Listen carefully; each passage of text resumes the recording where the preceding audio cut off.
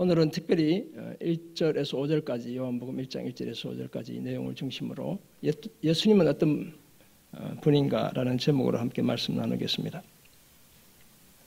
사라진 시간이라는 영화가 있습니다. 이제 저 영화는 배우로 33년간 수고했던 정진영이라는 배우가 2020년 감독이 되어 처음으로 개봉한 바로 그런 작품입니다. 이 영화는 시간의 사라짐을 넘어 인간의 정체성의 사라짐을 묘사합니다. 그래서 영화 포스터의 카피, 작은 글로 되어 있지만 그 카피가 내가 사라졌다. 이렇게 작은 것이 보이시죠? 내가 사라졌다입니다. 배우 조진웅이 그 역할을 맡은 형사 형구는 화재로 목숨을 잃은 교사 부부와 관련된 사건의 원인을 파헤치려 했습니다. 수사를 이어가던 중 마을 사람들이 준 술을 마신 후 잠이 들었는데 전화벨 소리에 깨어보니 자신이 죽은 선생님으로 변해 있다는 사실을 알게 되죠. 자기가 살던 아파트를 찾아가 보지만 거기엔 내 식구들이 아니라 다른 사람들이 살고 있습니다. 자녀가 다니던 학교도 가보지만 그런 학생은 그곳에 존재하지 않습니다. 나는 누구인지, 어제를 사는지 오늘을 사는지 현실인지 꿈인지가 도무지 분간이 되질 않습니다. 정체성 혼란에 퍼펙트 스톰에 빠져든 것만 같습니다. 이 영화는 포스트 모더니즘적 사고를 그 속에 담아내고 있습니다. 절대적인 가치나 전통이 부인되고 오늘을 살고 있는 자신마저 끊임없는 회의 속에 빠져듭니다. 영화 이기의 망정이지 진짜 현실이 이러하다면 우리는 우리의 존재 전부를 부인해야 합니다. 나는 더 이상 내가 아니며 너도 더 이상 너가 아니기 때문이죠. 지금 우리가 여기에 이렇게 모여 예배를 드리는 것마저 현실이 아니라 꿈이나 상상에 불과할 수 있습니다. 창조주 하나님의 존재는 이런 사고의 세계 속에 파고들 틈이 전혀 없죠. 그래서 포스트 모더니즘의 사고 철학은 어떻게 보면 무신론의 사고 철학이다 이렇게 말할 수 있어요. 하지만 성경은 분명하게 하나님의 존재를 말하고 피조 세계의 실제성, 그 리얼리티를 가르칩니다. 역사의 시작과 끝을 말하고 모든 존재의 실제성과 개별성도 함께 전합니다. 우리는 실제로 살아있는 존재고 하나님께 아주 특별한, 각자가 특별한 그런 존재인 것이죠.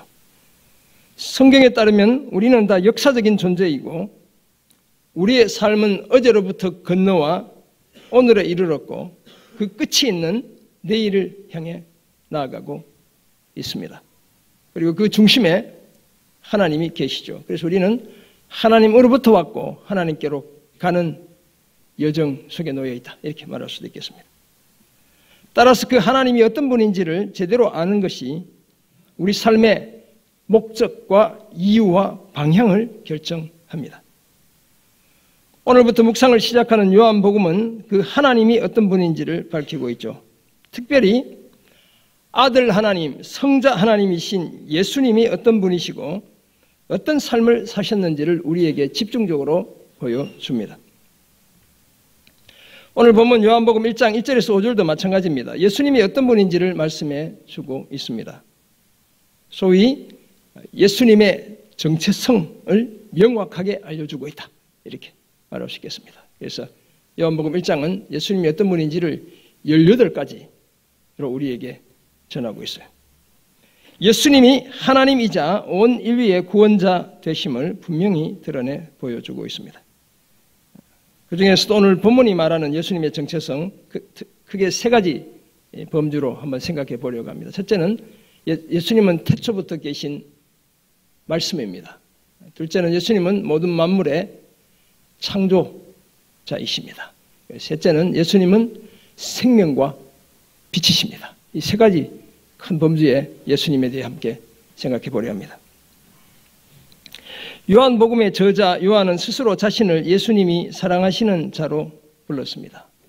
그래서 요한복음 보면 요한복음 13장 23절뿐만 아니라 5번이나 요한이 스스로, 이제 요한이 기록한 복음서잖아요.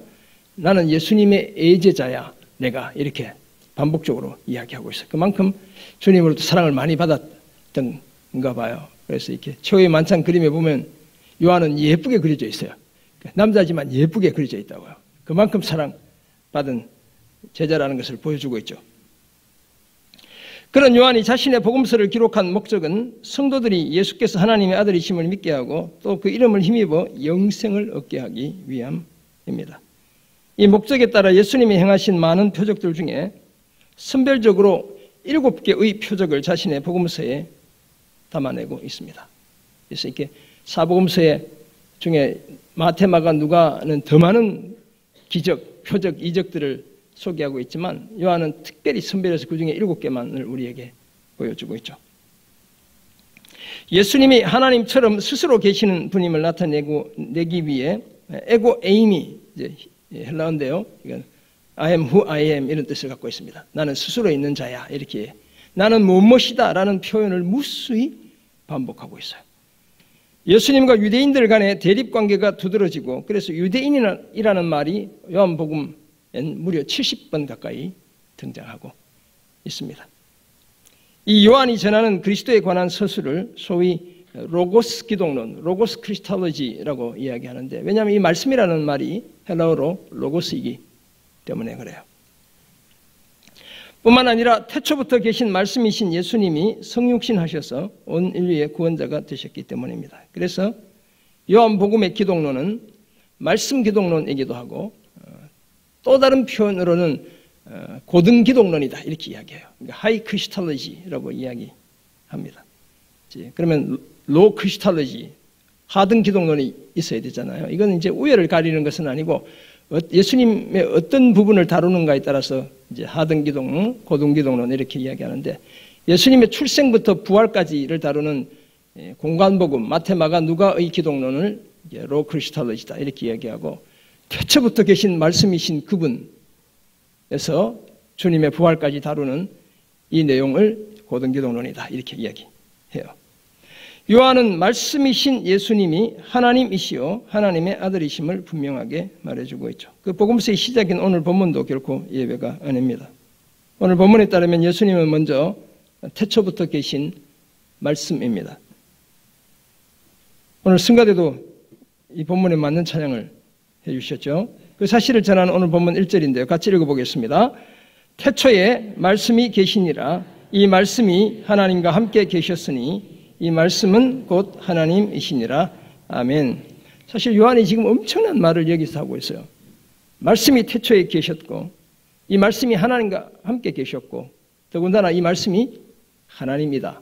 그러니까 한마디로 얘기하면 말씀이신 예수님이 하나님이다, 이렇게 이야기하는 거예요. 이 구절은 태초에 하나님이 천지를 창조하시니라는 창세기 1장 1절을 연상시키며 마치 새 창조를 시작하는 것만 같습니다. 이어지는 2절은 1절의 내용에 대한 반복이고 강조에 해당합니다. 그가 태초에 하나님과 함께 계셨고 1절의 내용을 요약하고 있다, 이렇게 볼 수 있겠죠. 태초부터 계신 말씀이 하나님과 함께 계셨다는 사실을 거듭 밝히고 있습니다. 이처럼 태초에 뭐가 있었다고요? 말씀이 계셨어요. 로고스가 있었다는 겁니다. 여기서 태초는 존재가 시작되는 시점 또는 모든 존재의 기원을 가리킵니다. 한편 말씀은 로고스인데, 그래서 이렇게 보면 강대상에 보면 로고스 이렇게 적힌 것들 있죠. 우리는 지금 알파 오메가 되어 있죠. 제가 한번 확인한다는 게 그렇게 되어 있죠. 네. 이 로고스는 언어로서의 말 그 자체를 넘어 인격적이고 영적인 존재를 가리키죠. 이 말씀은 태초 곧 역사적 시간이 시작되기 전부터 계셨습니다. 그것도 만들어진 것이 아니라 스스로 계셨죠. 따라서 모든 시간과 공간을 초월해서 영원히 하나님과 함께 계시는 존재가 바로 이 말씀 로고스입니다. 그래서 이 놀랍게도 이 말씀은 하나님이라고 요한이 표현하고 있습니다. 여기서 말씀은 누굴 가리킬까요? 하나님의 아들 예수 그리스도를 가리킵니다. 이처럼 요한은 예수님의 정체성과 관련해서 예수님이 태초부터 계신 말씀이자 하나님과 함께 계신 말씀이고 또한 하나님이라고 말했습니다. 예수님의 신성, 하나님 되심을 분명히 밝히고 있습니다. 요한은 이와 관련해서 요한 1서 1장 1절 2절에서도 비슷한 말을 합니다. 예수님은 태초부터 있는 생명의 말씀이고 그 말씀에 관해 자신을 위시한 복음의 증인들이 들었고 눈으로 보았고 그것도 자세히 보았고 심지어 손으로 만져보기까지 했다라고 말하죠. 말씀이신 예수님이 육신이 되셨기 때문에 인간이 되셨기 때문에 가능한 일들이었죠. 그래서 이 생명이 나타내신 바 되었고 이 영원한 생명을 우리가 보았으며 증언하여 성도들에게 전하고 이 생명은 아버지와 함께 계시다가 성도들에게 나타내신 바 된 것이라고 말하고 있습니다. 이처럼 사도 요한은 우리의 완전한 구원자이신 예수님의 신성과 인성, 곧 하나님 되심과 인간 되심에 대해 분명하게 증거하고 있습니다. 사랑하는 성도 여러분, 요한이 말하는 예수님은 아버지 하나님에 비해 다소 열등하신 아들 하나님이 기록하냅니다. 우리가 이제 하나님을 생각할 때 잘못 생각하면 아버지 하나님, 그 밑에 아들 하나님, 그 밑에 성령 하나님 이렇게 생각하는데 그렇지 않다는 거예요. 아버지와 똑같은 본질을 가지신, 똑같은 신적인 성품을 가지신, 능력을 가지신 아들 하나님이시죠. 그 아들의 실체가 오늘 요한의 표현에 따르면 말씀입니다. 로고스이죠. 영원부터 영원까지 계신 인격적이고 영적인 존재입니다. 잠시 스스로를 인간의 몸에 가두시고 이 땅에서 제한된 삶을 사셨지만 사실은 모든 시간과 공간에 영원히 계시며 창조와 통치와 구원의 능력을 발휘하시는 그런 분이시죠. 이 예수님이야말로 시인이 노래했던 우리 발의 등이고 우리 길에 빛이 되시는 말씀 그 자체입니다. 저 곡을 작곡한 사람이 저랑 같은 이해를 하고 저 곡 속에 이 내용을 넣어두었어요. 놀랍고도 감사하게도 하나님과 함께 계시던 말씀이신 예수님이 우리와 함께 계시는 하나님이 되셨죠. 그래서 예수님의 별명이 뭡니까? 임마누엘이신 거예요. 우리를 죄와 사망에서 구원하시고 영생을 선물로 주셔야 했기 때문입니다. 베드로의 선포처럼 예수님은 천하 사람 중에 구원을 받을 만한 유일한 이름을 가진 분이 바로 예수님인 겁니다. 우리는 이런 예수님을 믿습니다. 태초부터 하나님과 함께 계신 말씀이자 아들 하나님이신 예수님을 믿습니다. 그래서 우리의 구원은 안전하고 확실합니다. 그 누구도 흔들 수 없고 빼앗아갈 수 없습니다. 영원히 하나님과 함께 계시는 말씀이신 예수님을 나의 주, 나의 하나님으로 분명히 고백하며 그 말씀과 함께 살아가는 우리 모두가 되기를 주의 이름으로 축원합니다. 아멘. 두 번째로 예수님은 만물의 창조주입니다. 앞에서 잠깐 언급했지만 요한복음은 그 시작이 창세기의 시작과 무척 유사하죠. 태초에라는 첫 단어, 태초에 말씀이 계시니라, 태초에 하나님이 천지를 창조하시니라 이렇게 비슷하잖아요. 첫 단어 때문이기도 하지만 사실은 이어지는 내용이 창조를 언급하고 있기 때문이기도 합니다. 오늘 보면 그 3절이 그 사실을 보여주는데요. 같이 읽겠습니다.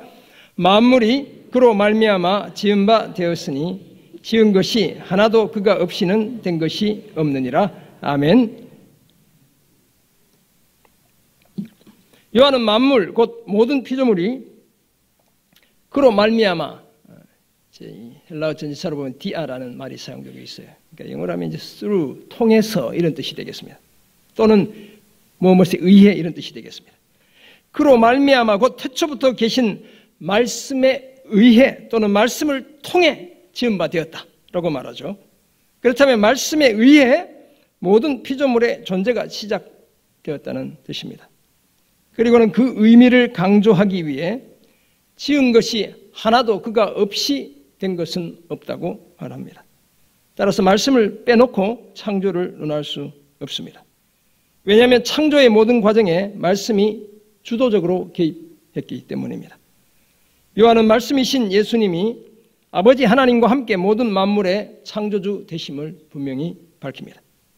사실 창세기가 보여주는 창조의 큰 특징 중에 하나도 말씀에 의한 창조이죠. 하나님이 이르시되 빛이 있으라 라고 하면 빛이 있었습니다. 여기 이르시다는 말, 영어로 하면 say, speak입니다. 말하다는 뜻이에요. 말만 하면 생겼다는 거예요. 사람과 각종 동물을 흙을 사용해 만드신 것 외에 다른 모든 피조물은 있으라는 그 말씀을 통해 그 존재가 시작되었습니다. 그 시인도 시편 33편 6절에서 이렇게 노래하고 있습니다. 여호와의 말씀으로 하늘이 지음이 되었으며 그 만상을 그 입 기운으로 이루었도다. 아멘. 시인의 이 고백이 엄청 아름답죠. 모든 창조가 하나님의 말씀으로 이루어졌다는 사실을 분명히 노래하고 있습니다. 요한은 그 창조의 말씀을 인격적이고 영적인 존재로 인식했습니다. 그래서 예수님을 태초부터 계신 말씀이자 하나님과 함께 계신 말씀이고 심지어 하나님이라고 고백했습니다. 거기에 대해 이 예수님을 만물의 조성자고 창조주 하나님이라고 말합니다. 바울은 예수님이 만물과 우리의 창조주이심을 고린도전서 8장 6절에서 이렇게 전하고 있습니다. 그러나 우리에겐 한 하나님 곧 아버지가 계시니 만물이 그에게서 났고 우리도 그를 위하여 있고, 그 다음부터 같이 읽어보겠습니다. 또한 한 주 예수 그리스도께서 계시니 만물이 그로 말미암고 우리도 그로 말미암아 있느니라. 아멘. 아버지 하나님이 만물의 창조주이실 뿐만 아니라 아들 예수님 또한 아버지 하나님과 동일한 창조주 하나님이라는 사실을 밝히고 있습니다. 사랑하는 성도 여러분, 이처럼 태초부터 하나님과 함께 계신 말씀이신 예수님은 우리 인간을 비롯한 모든 만물의 창조주입니다. 그 어떤 존재도 예수님을 빼고 만들어지지 않았습니다. 따라서 모든 피조물엔 창조주이신 예수님의 손길과 숨결이 스며들어 있다, 이렇게 말할 수 있겠습니다. 그래서 대부분의 경우 자연은 인위적인 개입이 없을 때 오히려 더 아름답습니다. 왜냐하면 창조주의 성품과 솜씨가 오염되지 않은 상태로 그 속에 드러나기 때문에 그래요. 우리 제가 이제 봄 되면 좋아하는 수선화 지금 이제 곧 이제 본격적으로 싹을 내고 꽃망울을 터뜨릴 거예요. 제가 어릴 때 이런 얘기 시골에 살 때 얘기해요. 뭐 호박꽃도 꽃이냐 이렇게 얘기하죠. 그런 얘기 들어봤습니까? 안 들어봤어요? 호박꽃, 여러분 저희 마당에 피는 호박꽃이 얼마나 예쁜지 몰라요. 자세히 보면 볼수록 예뻐요. 우리 시골에도 그런 얘기도 했어요. 할미꽃도 꽃이냐 이런 얘기 했어요. 여기 아마 서울 분들은 안 하는가 봐. 딴 예배 때도 공감이 잘 안 되긴 하던데. 근데 할미꽃이 이제 시골 보면 이렇게 묘들이 있는데 이렇게 잔디 옆에 막 이런 데 막 피고 하거든요. 근데 그 할미꽃이 얼마나 예쁜지 몰라요. 그래서 사람들이 제가 어릴 때 왜 이렇게 이 꽃을 이렇게 천대하나 이런 생각을 제가 했어요. 하나님의 솜씨가 그 속에 담겨 있는 거예요. 물론 더러 재창조를 통해 더 아름다운 모습으로 변할 수도 있지만 그것조차 그 사물의 본질 속에 변화의 가능성을 창조주 하나님이 심어 두셨기 때문에 더 아름다워지는 거예요. 이 예수님은 창조주이시기에 모든 것의 주인이시기도 합니다. 우리 자신은 물론이고 우리가 소유한 모든 것 또한 말씀이신 예수님의 것이죠. 그래서 우리는 예수님을 뭐라고 부릅니까? 주님이라고 부르는 거예요. Lord, 헬라어로 하면 큐리오스라고 불러요. 주인님이라고 부르는 거예요. 주님을 나의 주인님으로 부르는 것이죠. 아버지와 함께 온 우주의 통치자이시고 우리의 구원자이시죠. 우리가 예수를 믿는다는 것은 예수님의 이런 존재와 능력과 성품을 믿는 겁니다. 그래서 우리의 구원은 영원히 확실합니다. 이런 사실을 아는 우리는 주인을 분명히 해야 되겠죠. 창조주요 통치자요 구원자이신 예수님 외에 다른 주인을 모시거나 섬기지 않아야 합니다. 항상 주인을 신뢰하며 살고 주인의 뜻대로 살 뿐만 아니라 추수하는 날의 얼음 냉수처럼 주인의 마음을 시원케 하며 살아가야 될 줄 믿습니다. 예수님이 만물의 창조주이심을 인정하는 이런 복된 삶을 누림쓰는 우리 모두가 되기를 주의 이름으로 축원합니다. 아멘. 끝으로 예수님은 생명과 빛입니다. 오늘 본문 4절이 그 사실을 말씀합니다. 같이 읽습니다. 그 안에 생명이 있었으니 이 생명은 사람들의 빛이라. 아멘. 이처럼 요한에 따르면 말씀이신 예수님 안에 뭐가 있다고요? 생명이 있는 겁니다. 그것도 영생이 있죠. 요한이 이 생명이라는 단어를 엄청 좋아해요. 그래서 요한복음의 조에 이제 헬라어로 이렇게 표현되는데 37번이 등장해요. 그리고 eternal life, 영생이라는 개념으로 아이오니오스라는 단어를 합쳐서 17번을 사용하고 있어요. 그래서 이렇게 37번 중에 17번은 영생이라는 말. 근데 나머지 생명도 대부분이 영생을 의미하고 있어요. 그래서 이 말씀은 그 안에 생명이 있기 때문에 단지 내뱉은 정도의 말이 아니라 영적이고 인격적인 존재인 겁니다. 또한 이 말씀 자체가 생명이고 생명을 나눠주는 생명의 근원이시죠. 그래서 하나님의 독생자, 생명이신 말씀이신 예수님을 믿는 자는 멸망하지 않고 뭘 얻어요? 영생을 얻는 거예요. 말씀이신 예수님의 말을 듣고 예수님을 보내신 분이신 하나님을 믿는 자는 영생을 얻었고 심판에 이르지 않는데 사망에서 생명으로 옮겨졌기 때문입니다. 말씀이요 생명이신 하나님의 아들의 음성을 듣는 자는 살아나고요. 말씀이신 예수님은 부활이요 생명이시고 예수님을 믿는 자는 죽어도 살게 됩니다.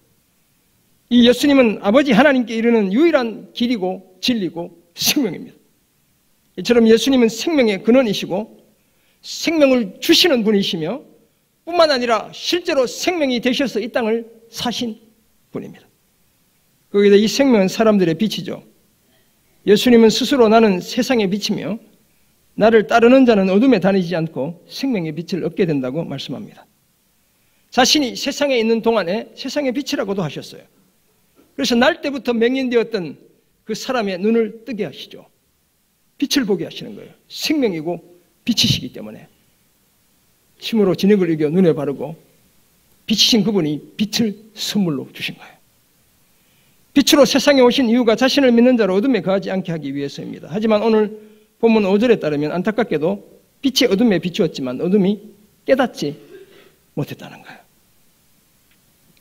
여기서 깨닫지 못했다는 말은 또 다른 의미는 깨닫지 못하다, 깨닫다는 이 말이 이기다 이런 또는 지배하다 이런 뜻이 있거든요. 그렇다면 이기지 못했다, 지배하지 못했다라고 해석 가능하죠. 왜냐하면 빛을 이기는 어둠은 존재하지 않기 때문에 그렇습니다. 빛이 다가오면 어둠은 숨기에 급급할 뿐인 것이죠. 그런데 모든 사람이 빛 대신 예수님께 나오는 것은 결코 아닙니다. 심지어 예수님께 가까이 나오는 사람들조차 다 예수님을 태초부터 계신 말씀으로 만물을 지으신 창조주로 인정하는 것은 또한 결코 아니죠. 그렇다면 무수한 바리새인, 서기관, 사두개인, 제사장들이 예수를 믿어야죠. 근데 그중에 뭐 예수 믿은 사람 없죠. 아무도 없어요, 사실. 사내들인 공예원 중에 믿은 사람은 뭐 니고데모를 위시한 아리마대 부자 요셉 정도까지 뭐 이렇게 될지 모르지만 없죠. 예수를 주로 고백하는 것, 이것은 성령으로 가능한 일이기 때문에 그렇습니다. 예수님에 따르면 빛이 세상에 왔지만 사람들이 자기 행위가 악하기 때문에 빛보다 어둠을 더 사랑해 정죄를 받습니다. 그래서 아직 잠시 동안 빛이 저들 중에 있을 때 빛이 있는 동안에 다녀 어둠에 붙잡히지 않게 하라고 당부하시죠. 그리고는 너에게 아직 빛이 있을 동안에 빛을 믿으라. 그리하면 빛의 아들이 빛의 자녀가 되리라고 하셨습니다. 하지만 어둠 곧 악한 세력은 빛을 받아들이기보다 오히려 어둠으로 빛을 가리려 했죠.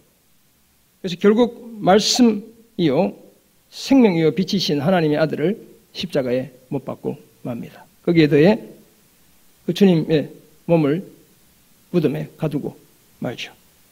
하지만 예수님은 그 무덤에서 사흘 만에 부활하심으로 자신이 빛이고 생명 되심을 온 세상에 드러내 보여주셨습니다. 사랑하는 성도 여러분, 생명이요 빛이신 예수님은 무덤에서의 부활을 통해 자신이 죽음을 이기고 어둠을 물리치는 분임을 분명히 보여주셨습니다. 죽음이 생명을 이기지 못하고 어둠이 빛을 이길 수 없다는 사실을 명백하게 드러내 주셨습니다. 우리는 그런 생명이요 빛이신 예수 그리스도를 믿는 하나님의 자녀들인 줄 믿습니다. 이런 우리가 어둠과 죽음에 갇혀 살아야 할 이유가 전혀 없습니다. 더구나 생명이신 예수님이 비추는 그 빛은 에너지와 생명의 원천이죠.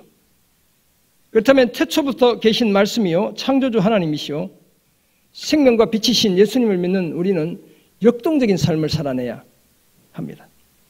세상의 눈치를 보며 주눅 든 채 살아가야 할 이유가 전혀 없습니다.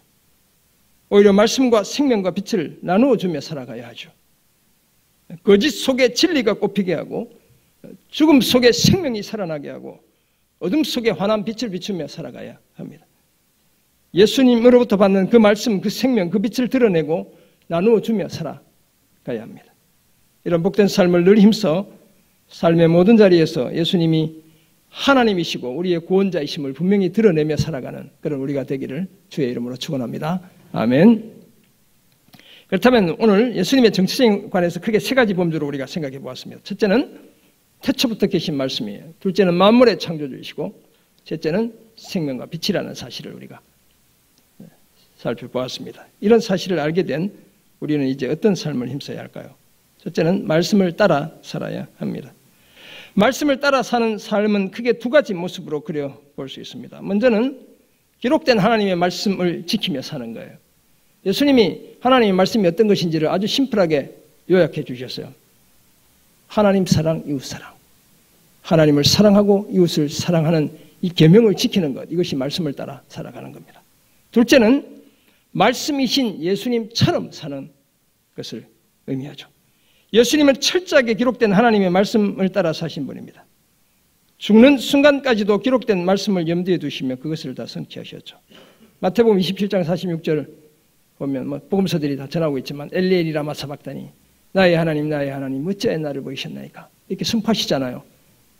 어디에 나와 있는 말씀일까요? 이게 시편 22편 1절에 나와 있는 그 말씀을 주님이 가지고 오시는 거예요. 죽는 그 순간에도 하나님의 말씀을 염두에 두고 그 말씀을 이루어가고 있어요.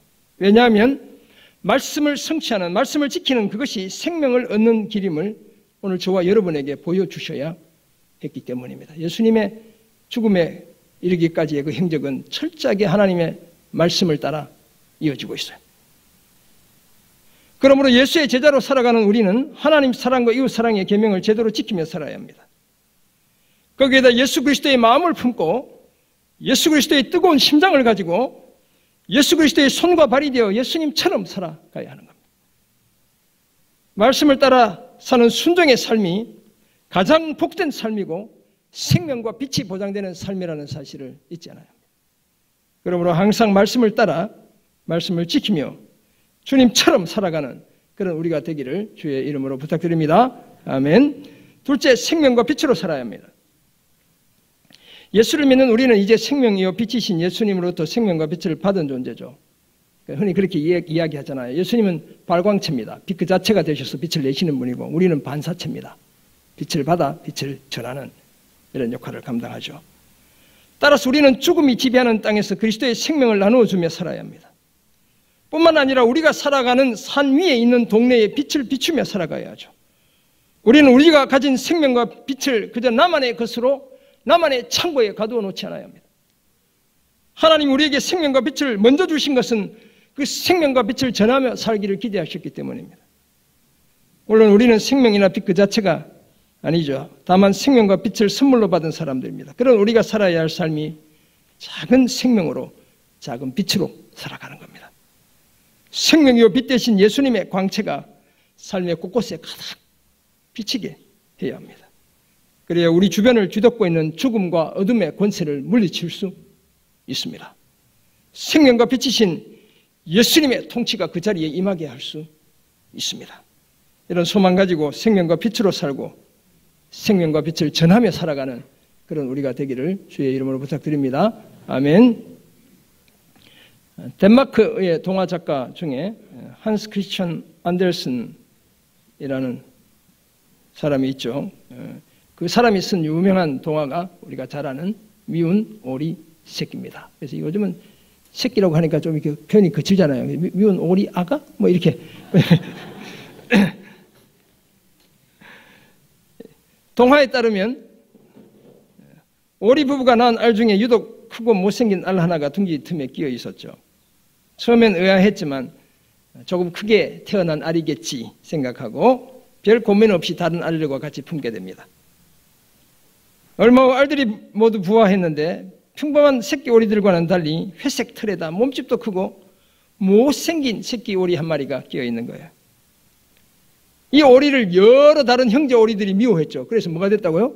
미운 오리 새끼가 된 거예요. 네. 믿었던 엄마 오리마저 서서히 등을 돌리고 맙니다. 자기를 사랑하는 누군가를 찾아 떠돌다가 착한 할머니 집에 겨우 집에서 겨우 지내게 되지만 그곳에 암탉과 고양이마저 이 미운 오리 새끼를 괴롭혔고 결국 그 집도 떠나야 했습니다.